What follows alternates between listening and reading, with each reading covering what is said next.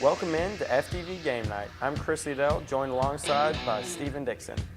First topic we're going to talk about, Mark Cuban's controversial comments about the NFL. Let me read them real quick. I think the NFL is 10 years away from an implosion. I'm just telling you, pigs get fat, hogs get slaughtered, and they're getting hoggy. Just watch. I'm just telling you, when you've got a good thing and you get greedy, it always, always, always turns on you. That's rule number one of business. Stephen, how do you feel about his comments? Well, I think Cuban is an established businessman. He knows what he's talking about for mostly everything. If you read one of his books or you just listen to him talk, you know that you can probably figure out that he knows what he's talking about. But I think he's talking about a business model that he doesn't quite understand because it's kind of a secret society, kind of a secret organization that runs their own way, and it's a different way than the NBA. So I think he's kind of reaching here. I don't think the NFL is going to be, extinct or irrelevant in the next 5 years, 10 years, 15 years even. But I think you can definitely see a decline happening in the NFL in the next couple years just because of the fact that concussions are such a big deal in the NFL. Guys are getting hurt, and that's eventually going to fall down to, college football, high school football, and youth football, because these college teams, they're going to get lawsuits. They're going to drop their football programs. And then it'll happen in high school and, like I said, Pee Wee football and all that. So I think that lingering issue will affect the NFL, but that's more of a long-term thing. I guess where Mark Cuban is talking about is more fan attendance at games, but you have to go back and talk about the TV contracts that the NFL has, and they're gigantic. They're multi-billion-dollar contracts with Fox, NBC, CBS, ESPN, those teams, NFL Network as well. All those networks working together, they pay so much for the NFL. I think it's a pretty successful business model and a pretty sustainable one. And there might be a hint of jealousy as well for Mark Cuban. Maybe he wants to get involved in NFL ownership.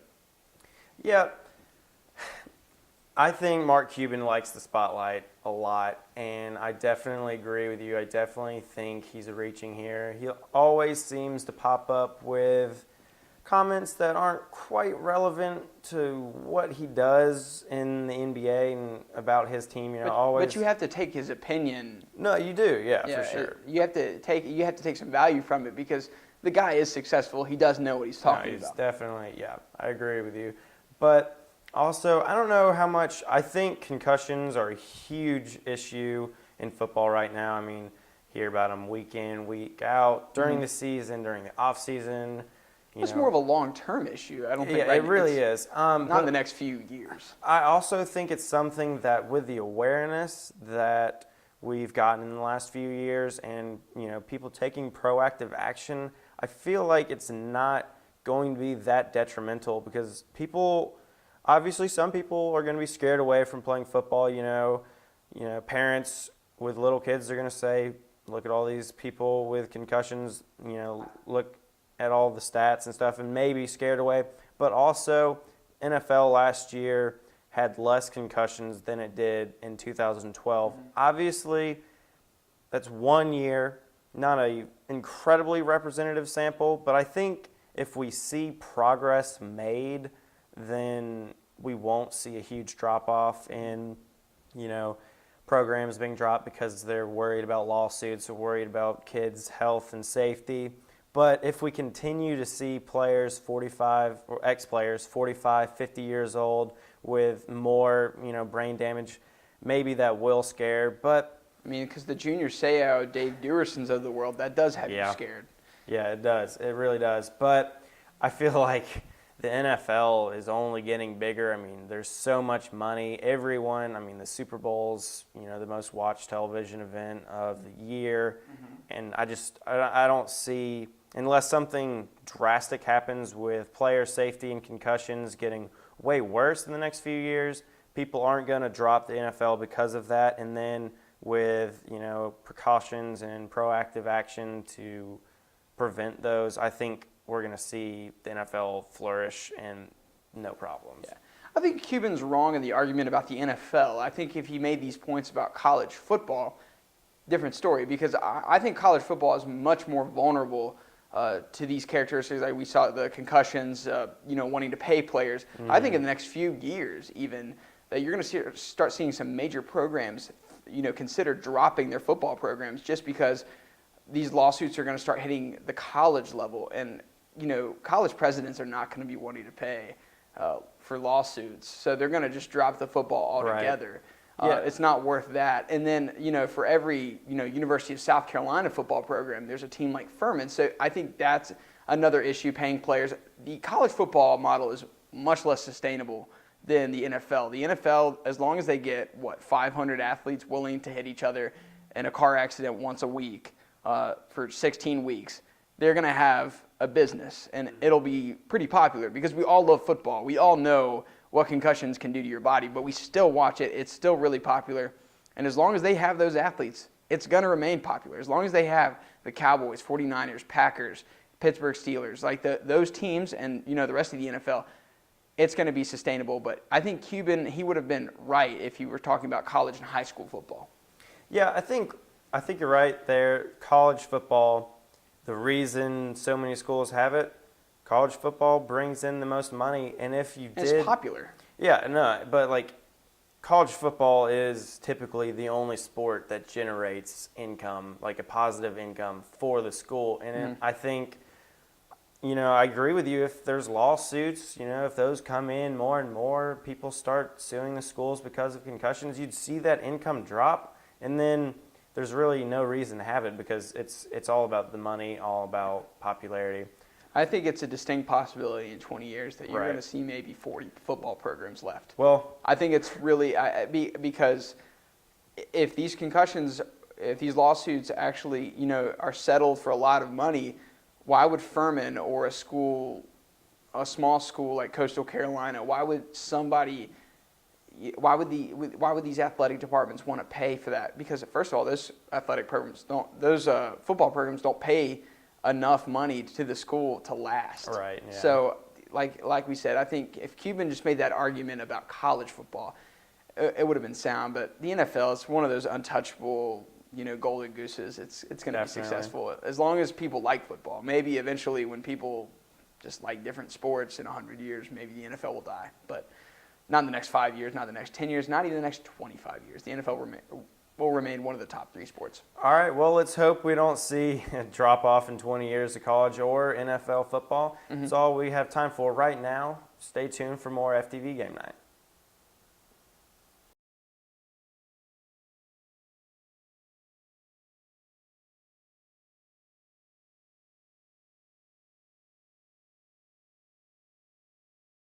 And welcome back to FTV Game Night. Going to talk a little NBA basketball now. Steven, big game tomorrow. Heat, Pacers, I think that's kind of the highlight right now. How are you feeling about it? Well, I'm going to tailgate outside of my apartment I'm just so excited for the Heat-Pacers matchup. I've been waiting for the last 2 months for these two teams to meet, but I thought they would be meeting, both of them playing well. The Heat and the Pacers have not played well the last 2 or 3 weeks. You heard Chris Bosh even make the comments that the Miami Heat suck right now, but last night they came up clutch, Bosh himself, with the clutch block at the end of the game against the Portland Trailblazers. If I'm going to pick a team, I'm going to pick Miami just because I think they're the experienced team in this big game, and I think the game is in Miami if I'm not mistaken. Or is it in Indiana? I'm not sure. Yeah, but I'm still going to pick Miami just because they're the experienced team. And, I think Chris Bosh's words kind of lit a fire. And Indiana struggled offensively. I think if LeBron and company can play some pretty good defense, Indiana's going to get frustrated, and Miami's going to take advantage and get a little closer to that 1 seed. Yeah, I'm not quite sure who I'm going to pick for this one. Obviously, in a few shows back, talking about who's going to be the surging team the second half of the season, you picked the Heat. They've kind of, cooled out a little bit. Really, they've struggled. They did the exact opposite of what I thought they would do. They started out pretty strong when you were making that prediction, and then just something hit it, in the middle of the road. They've really hit a road bump. Pacers, too, though. It's a long season. They're not playing dominant basketball right now. And honestly, I'm going to underplay the importance of this matchup. It's one game. Obviously, it's near the end of the season, and you want to win all these games, especially as you're fighting for home court advantage in later playoff series. But it's not the end of the world, and I'm gonna say the Pacers are gonna take it tomorrow, just because Heat are slumping. They're slumping hard right now. Yeah, but a big win last night. Big win last night. That's a good Portland team. Wade was out last night, and it wasn't his typical resting schedule with his knee. It was an ankle issue. I don't know how he'll be tonight, and I think he's going to be a piece that has to be ready to go against the Pacers. But one thing that, we're going to see these teams in the Eastern Conference, finals. Don't forget about Chicago. They're playing really good basketball, and they're well coached. They're playing well. They've got a good coach, but Heat's got the best player in basketball, and then the Pacers got some young talent that we saw it carry them last year. They're only better this year. I think we're going to see them there again. But I saw a couple things, yesterday that made me think that maybe the Heat are going to win. Maybe not the game tomorrow necessarily, but they're going to win that series. LeBron playing lights out, Bosh coming up clutch. He struggled down the stretch last year at times in the playoffs, and he was kind of a ghost out there at times. And until he came back in the finals. Right. And they needed, when Bosh clicks with LeBron, and obviously if Wade's healthy, he just, lights everyone up. But that's something that needs to happen. Bosh with 15 points yesterday, clutch block. Also, I don't know if you saw the Greg Oden dunk. Every time I see Oden back on the court, I just think about that playoff series that's going to happen against the Pacers. And if the Heat, they struggled because of size last year. If Oden can play, he doesn't have to play 20 minutes. If he plays 10, 15, kind of a Chris Anderson role, and just has size out there on the court for the Heat, I think the Heat, maybe not tomorrow, but they're going to beat the Pacers in the series to go to the finals. Yeah, I don't think Oden will play that big a role, just because, like you said, and you kind of made the point against it, but I think the lack of minutes will really, I don't think he's going to be that much of a factor in a big postseason series. But going back to my point earlier, I think Chicago is the team that no one is talking about in that Eastern Conference. You have to consider them as one of the teams that can beat the Miami Heat. Can Indiana do it this year? I believe they can. The Miami Heat are not playing well down the stretch like I thought they were going to. I don't think this team is as good as last year's team. They're getting a little older. They're not as healthy. And, LeBron's carried them. And Chris Bosh has been in and out, struggled at times, been great at times. You can just say he's inconsistent. I think the Pacers, if they play their fundamental basketball, they can beat Miami. They almost did last year. They're a little older now, but they were a young team last year. That's a team in their prime. I think in a 7-game series, I'm tempted to pick the Pacers. I'll have to decide, when we get closer to the postseason. But right now, I'm not even convinced that the Chicago Bulls won't be playing against one of those two teams in the Eastern Conference Finals. I love the way they're playing their basketball right now. Remember, they started off so poorly when Derrick Rose went down. But honestly, they're a better team without him because they're playing just good defensive basketball. They frustrated the Pacers last night. And I think if they can frustrate the Pacers like that, they can do the same thing to LeBron James, because I think last year they figured it out. LeBron just came up with a great game in Game 7. But look out for the Bulls. I think we're underrating them a little bit. We're forgetting about them. Talking about another team that's a year older and maybe, in my opinion, would be a year too old, the San Antonio Spurs. I'm shocked. They got Greg Popovich. They're going to be in the Western Conference Finals. Yeah, I thought, all those players, just too old, but they just... Well, Duncan doesn't play but, 20 minutes a night? He doesn't need to play 40 minutes. 20 minutes is low, but more like 25, 30. He doesn't play all the minutes that LeBron's going to play. That is a great team. They are the best run franchise in basketball, and it's not even close. They play every man from 1 to 12 on that roster, and that's why they can win with a roster that's that old, because they're not playing that many minutes. So by the time the postseason hits, the real question is just, can they play enough games in the postseason and last all the way to the finals? And they didn't wear down last year. They just got beat by a better team. But I'm gonna give the Spurs enough respect they're going to be one of the favorites to win the Western Conference as long as Craig definitely Popovich is their coach. Definitely agree with you. That's all the time we have for now.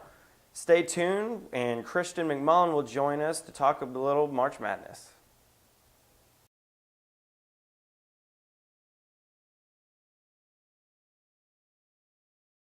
Welcome back to FTV Game Night. I'm joined now by March Madness expert Christian McMullen. Christian, what are all your thoughts about the tournament so far? Well, it's clear it's been a crazy start to March. Some of the top teams going down, some of the teams, Cinderella teams, out a little bit early, and your Cinderella teams you didn't expect in there. Big losses to some teams, Creighton, Syracuse down, Wichita State down. But some of your top-tier teams that we were looking to prove themselves finally did. So it's just been a great tournament as far as entertainment value. The games have been fantastic, bunch of overtime games from the start. So it's matched up to everybody's expectations and continuing to show people why it's the best sporting event in America. Right. I'm thinking first round, have we seen a tournament in the last few years with that many upsets as that first round? Probably not. And there were a lot more upsets that were a lot more feasible, too. A couple that came down to the wire overtime, a couple that fell just a little bit short. So we haven't really seen that amount of teams, but it's the solidly built teams, no matter what their conference, what their regular season record really was. It's the well-built teams that are continuing to succeed, and that's why we have teams like Dayton in the Sweet 16 right now. Right, yeah. One thing I noticed, other than obviously how shocking Ohio State, that loss, a lot of the big top teams really struggled. Like, even though lots of them won, Louisville came out with a win against Manhattan, but do you think those teams struggled because maybe they overlooked that first round opponent, or are the bottom teams getting better? What do you think about that? Well, if you look at the way to beat a strong opponent, it's to match up with them well and to maybe do something better. We saw a Mercer team that was incredibly well prepared to play Duke with their athletic guards, clearly shot the ball very, very well. They generated more offense, and they made it very difficult for Duke to do what they do. If you want to be the next biggest upset, what you need to do is do something your opponent can't. Manhattan knew what Louisville was going to do, given the coach's history and how close they are as former assistants, and they had that game plan ready, and it fell just a little bit off for Manhattan, but they were prepared and they knew exactly what to do. You look at Wichita State and Kentucky. Kentucky, big athletic guards everywhere. Every player on the court was over 6'6". They shot the ball well from three. They scored in the paint. That was the only way to beat Wichita State, and they did. Wichita State, the smaller lineup, depended on the three, and they were just a couple inches short of that last shot falling down anyway. But it's really what the teams choose to do and how they're built, whether they have veteran leadership, whether they have young leadership. Honestly, it comes down to guard play a lot in those respects. Right. I feel like a lot of people were really surprised that Wichita State fell that early. I had them losing this week to Kentucky. What about you? I don't know. To me, they were the weakest one seed. I don't think they played necessarily a weak schedule, but I feel like the other teams, they got some, obviously Wichita State was the only team undefeated, and I thought those other teams that had lost a few here and there, really that helped them along. And then you've seen Virginia dominant in the ACC to be surprised. Everyone's surprised about that, honestly. And then Florida has been on a roll. And I just feel like those other one seeds were way stronger. But I don't know. How do you feel about that? Well, it was certainly something we saw coming. Kentucky's a good team. Obviously, a new era Fab Five, all five freshmen. Anytime Right. You're coached by John Calipari, he's going to have your team ready to go. They needed to show poise, and that's exactly what they did. They looked like the most poised team thus far, the way they've taken down their opponents. And in a matchup against Louisville coming up soon, it's rivals, it's teams that are well prepared to play each other. They're no longer conference foes, or haven't been conference foes, but it's still a big rivalry. So really, you have to like the way Kentucky's put themselves together. They didn't have that scare. They had the big upset. So when they head into a matchup, especially against a Rick Pitino coach team, they need to continue to do what they're doing, and I think they'll succeed just fine. Yeah, I think Kentucky's got this one too. Obviously, we talked about Louisville struggling against Manhattan, but, the coaches' close relationship, having worked together, kind of knew the game plan, knew the inner workings of Louisville's system. Obviously, that gave them some trouble. But just this past weekend too, Louisville just looks tired at times, and like you're talking about Kentucky's athleticism, and I really think that'll get the upper hand on them. I think another huge surprise coming into this week, we only have one ACC team left. Like, I don't know, did you expect that to happen at all? Virginia's the only team left. We've got Duke out already, UNC out. I feel like that's a big shock already. We didn't per se expect it, but it's reasonable given the matchups. I mean, it was going to be a tough road for anybody. It's going to be a tough road for Virginia to get past Michigan State, just given how Michigan State's playing and the athleticism and the experience that they have. I mean, no player at Michigan State right now has not been to a Final Four before. So it's going to be very interesting to see what they can do.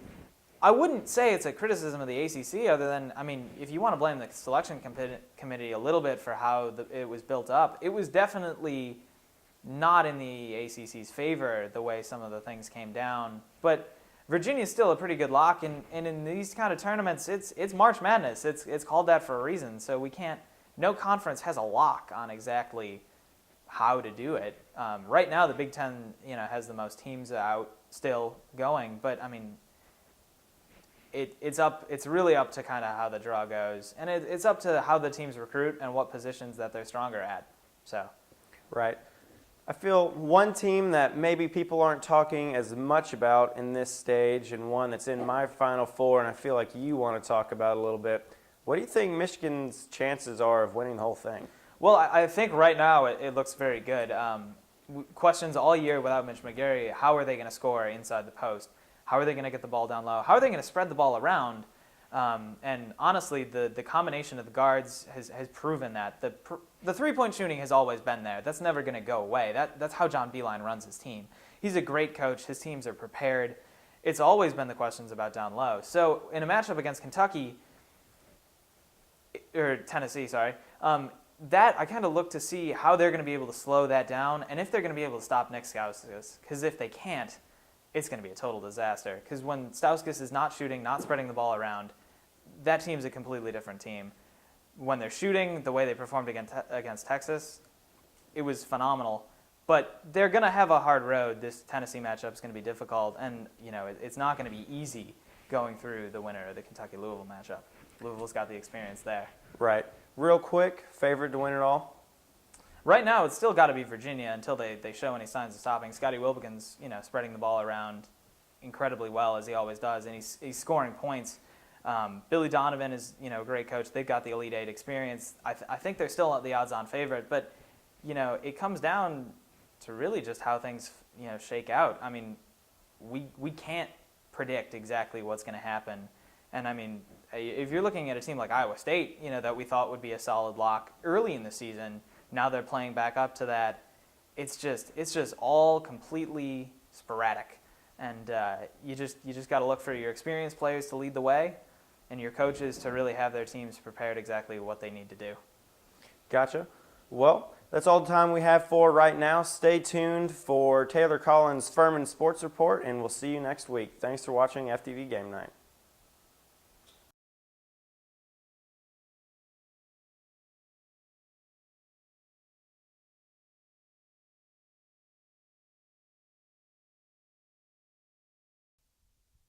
I'm here in Paladin Stadium, where the 2013 Furman football team clinched the title on November 23rd in their 24-14 win over the Wofford Terriers. Here with me today is junior quarterback Reese Hannon. Reese, in the preseason polls of this season, y'all were ranked to finish 7th in the standings, and you started the season with a 2-4 record. How did you kind of change the mindset of the team to come out and later win 5 of the last 6 games? Well, like you said, we started out not too hot, and we as a team and our coaches and our players, we kind of came together every day and kind of built our team around the belief that no matter what happened yesterday, every day you come out to practice, every day you have a game, every day you do whatever you do, you just got to keep going, get better every day, and we continued to do that throughout the year, and it turned around for us. Well, the turnaround was awesome, as it stands, but they didn't get there easy. The Paladins overcame many injuries by many key players and starters at the preseason and even into the season. And Reese, even you yourself kind of overcame a minor setback. How did this team overcome that adversity to later wind up on top? Well, we preach, the players and the coaches, we preach that, when somebody goes down, it's the next guy's job to step in and do what they're supposed to do. And, it enabled us to kind of get some young guys some reps. And, even though, we might not have the starters on the field, but, the guys that came in played well and just, did an exceptional job. And, really, made us come together as a team and understand that, no matter who you are, whether you're, on the scout team and you never really get to play, your number might be called on Saturdays. Yeah, for sure. And like he said, some of the younger guys were called upon to come on and kind of fill those shoes and get their feet wet, so to speak, in game-like situations. And do you think this experience of the younger guys kind of helped y'all in the long run to better enable you for this upcoming season? Well, yeah. Like I said, those guys got a lot of reps, so next season they won't be, just thrown in and, without any experience. We didn't lose a lot of guys last year, so we got a lot of guys coming back. So that helps us create some depth to make it through a long, grueling season.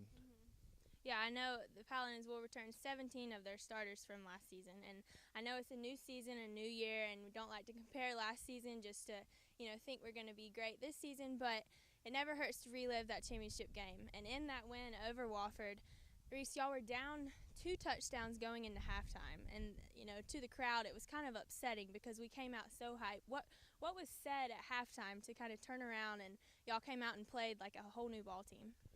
Well, we got out here at the beginning of the game and they kind of took it to us a little bit, and nothing was going our way. We kind of took us a little bit to realize what they were doing to us, and we kind of figured it out and go in at halftime, and Coach Fowler just told us, like we've been all season. We've gone through a lot of adversity, so we just got to keep going and keep pressing and keep doing what we're supposed to do. And we figured it out, and we had a big second half. Yeah, and obviously that y'all did, winning 24-14. And I know you're humble and modest about your accomplishments, but in that win, Reese, you passed for over 326 yards, your career high, completing 23 of 37 pass attempts. How did that feel in that moment, and what kind of willed you to push that extra mile to win that ball game? Well, it was pretty cool to, in that game, probably the biggest game of my life, to this point. It's kind of good to come out and be able to help my team in whatever way I could, but I couldn't really have done it without, our offensive line blocked great that game. Our receivers caught the ball, made some really good plays, and running backs caught the ball. So, it was a whole team effort to let us accomplish what we did. Yeah, that it was, and it was a great game. But with that win, the Paladins clinched the 13th school title as a football championship team. That's the most in Southern Conference history. So that's kind of a respect, title to have, and it feels great as a team to have. And the defending conference championships started their spring practices last Tuesday on March 14th. Reese, how are these practices going so far? Oh, they're good. Spring practice gives us a chance to kind of work on our fundamentals, get back to the basics, and this year we've got a lot of guys coming back, so we've been able to kind of speed up our installment process, and we're building depth now. We got a lot of guys getting reps, more and more reps. They know what to do more this year, and it's going well. Well, that's great. That's great. And with this spring training, I know the NCAA kind of restricts y'all to a certain amount of practices, but how are you making the most of those? And do you have weights or conditioning or other types of extracurricular things that y'all are kind of required to be at to betterment yourselves? Yeah, we have, spring practices, we have 15 practice opportunities. And, in the middle of that, we kind of break them up. We lift weights twice a week. We have meetings pretty much every day. We have to have one day off with nothing, and that's that's Sundays for us. But we're just trying to make the most of these 15 practices to put us in a good position come fall. For sure. And be sure the Paladins open up their schedule in the 2014 against Garner-Webb here at home on August 30th. Reese, what are kind of the expectations of next season as far as, will we continue to climb, or do we have any setbacks for this upcoming year that we're going to have to overcome again? Well, we feel like we kind of put Furman back where it needed to be last year. I grew up around here, and Furman's always really good when I was young, and lately it's kind of dipped, but we're starting to bring it back. So our expectation is to go out and win every game we play. We're going to do all we can, and hopefully we'll win them. For sure. Winning last year definitely put the respect back where it's earned when saying Furman football. Thank you for being here with me today, Reese, and please be sure to stay tuned as I take you through weekly Furman sports updates.